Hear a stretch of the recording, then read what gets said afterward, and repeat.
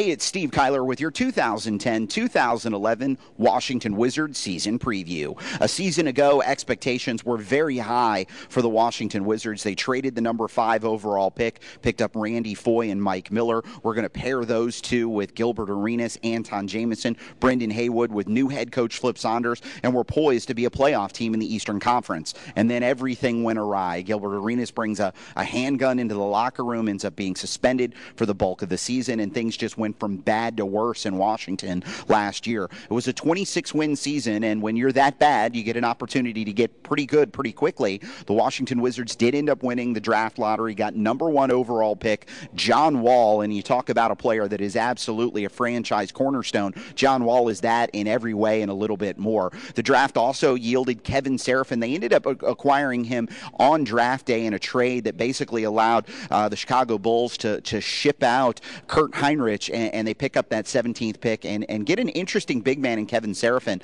I think it still remains to be seen who he's going to be at the pro level, but certainly a guy to watch as the season gets underway.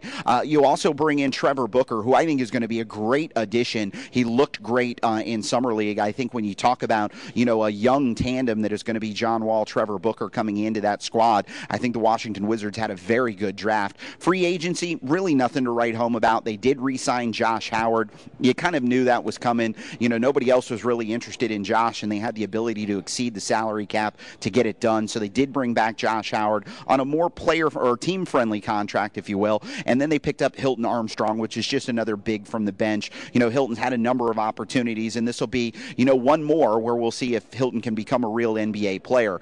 For the Washington Wizards, it is going to be about Gilbert Arenas. They owe him a bunch of money. He's been working hard in the offseason trying to get ready for this, and now he's got an able playmaker in John Wall that is going to be able to make the job easier if Gilbert will let him. And you look at that backcourt, Washington probably could have one of the best backcourts in the Eastern Conference this year, but a lot of it is going to be about continuity. Can they come together quickly? Can they buy into what Flip Saunders is selling? Because ultimately, that's going to be the big difference. John Wall is a leader today and tomorrow. Great move for the Washington Wizards. How they manage the rest of it, I think we'll see. 26 wins, they should be better than that this year. But again, will they be a playoff team? It really depends on how quickly those parts come together. That was your 2010-2011 Washington Wizards season preview.